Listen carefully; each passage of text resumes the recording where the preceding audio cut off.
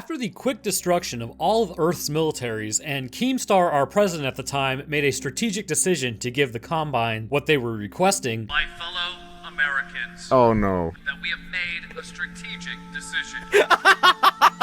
Which, honestly, who didn't see that coming? Earth would officially be conquered by the alien conglomerate known as the Combine. This particular species was hell-bent on seemingly taking over all species within the galaxy, subjugating them, and either tapping into the resources of their native planet, using the species for labor purposes such as menial tasks or military purposes, or just doing away with them entirely, which has undoubtedly actually happened at some point during the Empire's expansion. Our species in particular, a group of hairless apes confined to a small rocky planet third in line from an average star, would be the next group to be completely oppressed. Us being a sorta infant race, however, would make us more easy to prey upon as we were not well versed in space travel, nor were we multi-planet creatures like the Vortigons. Instead, confined to just one planet with a relatively high amount of resources, many hardships were brought upon humanity during the Combine's reign. So in this episode, we will discuss the restrictions that the Combine actually placed upon humanity and what the effects of those were on a biological level, as well as what would happen to captured rebels and how they would be twisted and changed as well. So when you first arrive to the beautifully named City 17, which, my god, what a masterful yarn that is, you exit the train after being placed there by the mysterious G-Man. Unaware of what you are supposed to be doing and how long you've been out, it's clear from the drop that something is amiss. Exiting the train, you are immediately met with a giant screen with the good old Dr. Breen lording over you. Listening to his monologue, a lot of information is divulged about the state of Earth, suppression fields, benefactors trying to help, and vending machines with his face on them. Next, you are met with a guard who appears human in terms of shape, but who has a serious issue with people not picking up litter. Making your way outside, it becomes more clear that the Earth is not what it once was. Cities are virtually empty with very few people milling about. In corners, others are being arrested on the spot while huge mechanical striders walk by in the background. Moving into the apartments, it's clear that humanity truly has been subdued and the state of the world isn't a pleasant one. Talking with others within the apartment, there are resistances still attempting to topple the Combine, but with little to no success. Their numbers continue to dwindle as there are no new incoming young adults. Which brings us to the first effort in conquering the human race, the suppression field. The suppression field is quite insidious if you think about it. It allows for humans to still mate with one another, however, no matter how hard they try, no children would ever be born. This particular method imposed by the Combine would ensure that no new children could be brought into the world and raised under the ideals of a possible rebellion. This would also ensure that the Combine would not have to use any more resources than they were currently using to keep the population going, as anyone who has children knows they are quite expensive. And considering it appears that the Combine were really at Earth to just strip it of resources, judging by how low the oceans were, humans are not really a priority. The suppression field would also have many psychological effects on a person as well. Dr. Breen is seen as saying that this particular suppression field would be turned off when humans could overcome their baser instincts and would no longer need it. However, in reality, the field would more than likely never be turned off, as the Combine seemed to prefer human extinction. Even those that worked for the Combine would not be allowed to breed to sustain the human population. Regardless, the suppression field would almost create an apathy within humanity. Human natural instincts are really just to pass along our genes. Over billions of years, the reason you are even watching this is because there's an unbroken chain leading from a single-celled organism to you of every creature getting busy and basically just swapping genes to create a complete and total nerd like yourself and like me. Now imagine that no matter how hard you tried, lifted, ate right, how attractive you were, or how maybe you aren't, you could never pass along those genes. After billions of years, this was suddenly cut off for people. And for a lot of people, this would lead to despair and depression, not because they couldn't engage in the fun of having kids, but because it's not even an option. So I know there's gonna be people all in the comments that say I'm wrong and they don't want kids and blah, blah, blah, and all that good stuff, but there is a shift in a lot of people in about their 20s specifically, but not everyone, but it still is a lot. And they actually start warming up towards the idea of having children. You couldn't tell Roanoke at 18 that he would one day want kids. I was fairly dead set against it as it would impede my life. But now you can't tell Roanoke at 27 he can't have kids, because there is an innate urge really within all of us to pass along the torch to the next generation. It's a fairly interesting change, but now that you have roughly 20 years after activation of the suppression field, people are dealing with not only their own mortality, but the fact that they never had kids. Again, this is going to cause some mental issues. Well, that all being well and good and all that, with this suppression field, why not just keep trying to have kids? I mean, surely somebody's gonna get through, right? Well, despite the fact that Earth's population is slowly declining through the years and confrontations with the Combine are not making it any better, as made mention by one rebel you run into who says she never really needed permission to mate despite the lack of children, Earth's birth rate is effectively zero. Nobody has been able to have a child as long as the field is active, and shortly after the Citadel was destroyed, this deactivated the field, and only then were humans able to have offspring. On Earth, this field is said to affect a certain protein responsible for the formation of embryos, and it's never divulged what it was. But come on, would this really be one of my videos if I didn't just totally slam some real-world answers using science in the face of this game? Correct, it wouldn't be. The protein that is actually affected is quite literally the perfect explanation, and should this protein be affected in any way, this would lead to the termination of pregnancy before it even began. This particular protein is known as the ventral dorsal protein. What's that, you say? You've always wondered how you actually got like you are now, from just basically 2 cells? And you find yourself asking every day, how does the body actually know how to form? Well, sure, we have genes in place to build, but how does a stomach cell know to be a stomach cell? Or an upper neck cell know to be an upper neck cell? Or a calf cell know to be a calf cell? Or, alright, well, you get the idea. Well, these proteins are absolutely 100% crucial to proper human formation. The protein that actually distinguishes the dorsum, which is your back, from the ventrum, which is the belly, is the product of the dorsal gene. RNA transcript of the mother's dorsal gene is placed in the oocyte by her ovarian cells. However, dorsal protein is not synthesized from the maternal message until about 90 minutes after fertilization. When the protein is translated, it is found throughout the embryo and not just on the ventral and dorsal side. So essentially, this protein is responsible for the asymmetrical formation of humans. Right from left, you have a relatively symmetrical body, but back from front, the amount of these proteins located within the cell will actually cue the formation of certain cells in certain areas. This is of great interest concerning these areas, such as the spine and spinal cord, and even perhaps the abdomen of the embryo, because with the suppression field still activated, perhaps this alters the ability of the protein to properly move into certain areas. This would in turn totally wreck cellular signaling amongst these cells. With the signaling ruined in this early zygote, this has 2 effects. First, none of the cells properly differentiate. This would clearly be an issue, as the body would not even be remotely formed correctly. Its presentation would make it a literal clump of cells. The second effect is the body would more than likely not continue its growth. While cancerous forms do exist, such as with molar pregnancy, the body would likely miscarry the zygote and do away with it, leading to nobody having children. With this one protein essentially stunted by this field, leads to nobody having any children, as mentioned earlier, and this can lead to many psychological issues for the human race as a whole. The next way that humans are subdued may actually help with mitigating some of the issues associated with the first method, because if you have an entire race that is depressed, they're likely not going to be doing much in terms of labor, but this would involve the brain in erasing memories and hampering with the ability to form new ones. I have discussed memory wiping humans, at least, to become Combine soldiers in another episode, so I'll link that one at the end of this video. But what about for the common person who doesn't necessarily want to join in the aliens' military payroll and would just like to remain civilian? Well, interestingly, the Combine do not necessarily press people into the military or to be metro cops, which I honestly find a little strange considering they're trying to subjugate humanity, but instead, for those who choose not to join in, they will still need to be altered to some form. The reasoning for this is, if a creature can remember and maintain a long state of lucid thought, then they could get better at planning and counteracting their overlords. In humanity specifically, the human spirit and urge to resist the Combine would continue well past 20 years after initial contact, and all it took was Gordon Freeman showing back up to launch a full-scale rebellion. So because of this, the figurehead known as Dr. Breen can be found all throughout the city as Dr. Breen's water. These 12-ounce bottles of water are distributed for anyone who walks by. Free water does keep you living, but then the issues begin to arise when you talk to people and nobody really seems to remember how they got there or what they were doing last week. Some have theories about the water having memory-erasing drugs in it, and it's quite possible this is the case. With human memory slowly being wiped away, the thinking is that it may ultimately make humanity forget about their hate for the Combine, forget about the abuse and the travesties that were taking place on a daily basis because of the Metro Cops and the Combine in general, and over the long term, this may actually placate humanity. For some, this is fairly effective as they have essentially drank the Kool-Aid, but for those who are actively a part of the rebellion, they would have to avoid this water, otherwise they would suffer the same fate as those around them. So the old saying, a mind is a terrible thing to waste, is applied for all those currently enjoying Dr. Breen's fresh, crisp water, because that is what's happening inside of their brain case. But speaking of those who are actively a part of this rebellion, how does the Combine make an example out of them if you are in the wrong place at the wrong time? By forcing them to work for the Combine despite them wanting the exact opposite in terms of goals initially. These creatures are apparently very frightening to anyone who is a rebel, and for good reason. Even Alex, who is usually pretty calm and collected, freaks out when coming into close contact with one and is greatly disturbed by the existence of these previous people. What exactly happened to them internally? Well, we will get to that in a moment, but you know really kind of what time it is because we haven't done it in a while. Starting with the feet.